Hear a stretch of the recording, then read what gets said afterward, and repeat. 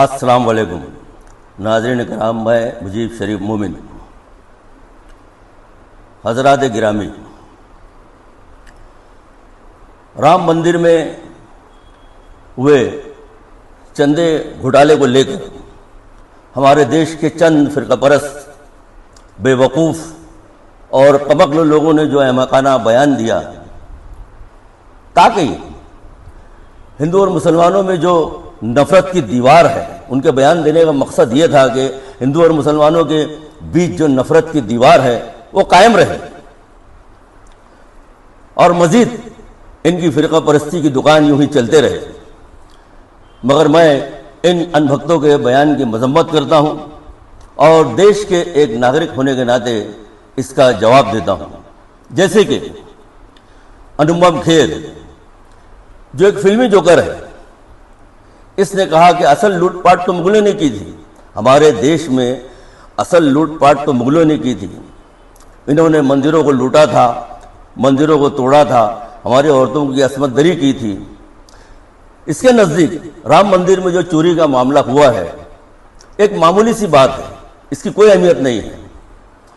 تو اگر انوپم کھیر کی یادداشت بہتر ہے تو میں ان کو یہ بتاتا چلوں کہ 2002 میں گجرات میں جو دنگا ہوا تھا، اس دنگے میں سینکڑوں مسلمان عورتوں کی عصمت دری کر کے انہیں بے رحمی سے قتل کر دیا گیا تھا، یا یوں کہیے کہ اس دنگے میں مسلمانوں کی نسل کشی کی گئی تھی۔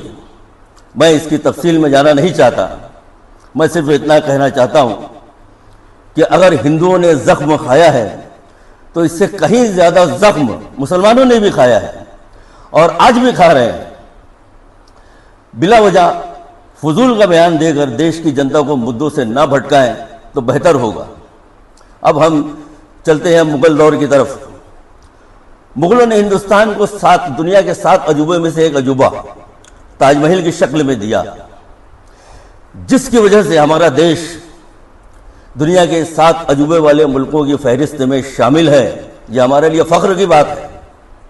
اس کے علاوہ لال قلعہ اور فتح پور سیکری جیسی مغلوں کی فنی تعمیر عظیم الشان عمارتیں جو ہمارے دیش کو دیش کی شان کو ساری دنیا میں دوبالا کرتی ہیں، مغلوں نے غالباً بہترین ایک مستحکم نظام حکومت دیا، گنگا جمنی تہذیب کو فروغ دیا، یہاں تک کہ مغلوں نے ہندو اور مسلمانوں کو اتحاد و اتفاق کے لیے دین الہی جیسا ایک مذہب کی بنیاد پہ ڈالی تھی۔ یہ اور بات ہے کہ وہ اسی دور میں ختم ہو گیا۔ یہ تھی مغلوں کی مختصر سی تاریخ۔ اگر آپ کو تاریخ کا مطالعہ کرنا ہے انوپم کھیر، تو ایک دفعہ مغلوں کی تاریخ کا مطالعہ کیجیے۔ اب چلتے ہیں، اب ذکر کرتے ہیں ہم سونم وانگچک کا، جو ہندوستان کے نوجوانوں کے تعلیمی مستقبل کے لیے انصر پر بیٹھے ہوئے ہیں، مگر انہیں حکومت کے لوگوں نے جا کر وہاں سے اٹھا کر اسپتال میں منتقل کر دیا ہے۔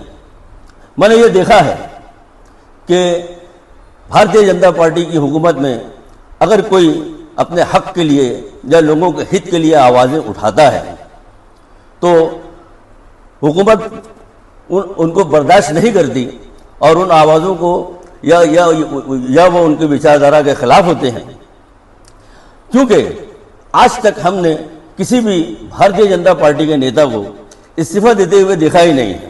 میں امید کرتا ہوں کہ سونم وانگچک اپنے مقصد میں کامیابی حاصل ہوں اور دیش کے جو نوجوان ہیں ان کا مستقبل سنور جائے۔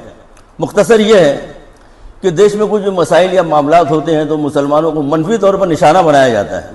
اس کے لیے میں یہ شعر آپ تمام لوگوں کی نظر کرتا ہوں کہ مذہب کے نام پر ظلم ستم ہم نہیں کرتے، وفا کی آڑ میں سیاست ہم نہیں کرتے، اس زمین کی کوکھ میں بھی جاتے ہیں تو غسل کر کے، وطن کی مٹی کو بھی ناپاک ہم نہیں کرتے۔ جے ہند، جے مہاراشٹر، خدا حافظ۔